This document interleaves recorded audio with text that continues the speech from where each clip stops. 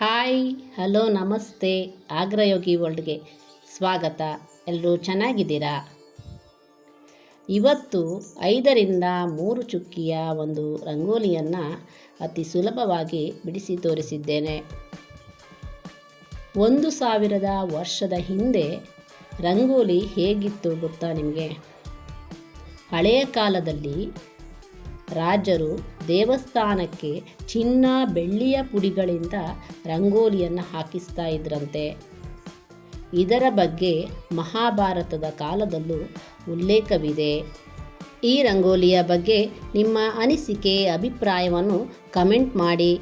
ಈ ರಂಗೋಲಿ ಇಷ್ಟವಾಗಿದ್ದಲ್ಲಿ ಒಂದು ಲೈಕ್ ಕೊಡಿ. ಈ ರಂಗೋಲಿಯನ್ನು ನಿಮ್ಮ ಸ್ನೇಹಿತರಿಗೂ ಶೇರ್ ಮಾಡುವುದರ ಮೂಲಕ ಬೆಂಬಲಿಸಿ. ನೀವು ಹೊಸಬರಾಗಿದ್ದಲ್ಲಿ ಹೆಚ್ಚಿನ ರಂಗೋಲಿ ವಿಡಿಯೋಗಾಗಿ ಚಾನಲ್ ಸಬ್ಸ್ಕ್ರೈಬ್ ಮಾಡಿ, ಬೆಲ್ ಐಕಾನ್ ಒತ್ತಿ.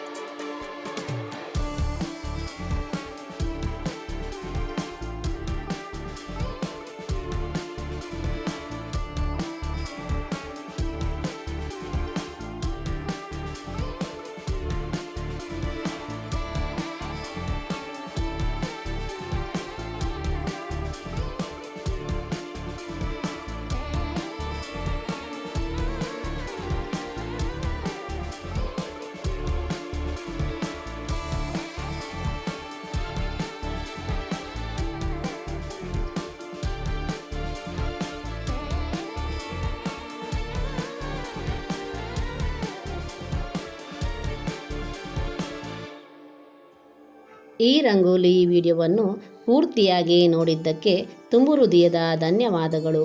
ಮತ್ತೊಂದು ಹೊಸ ರಂಗೋಲಿ ವಿಡಿಯೋದೊಂದಿಗೆ ಮತ್ತೆ ಭೇಟಿಯಾಗೋಣ. ನಮಸ್ಕಾರ.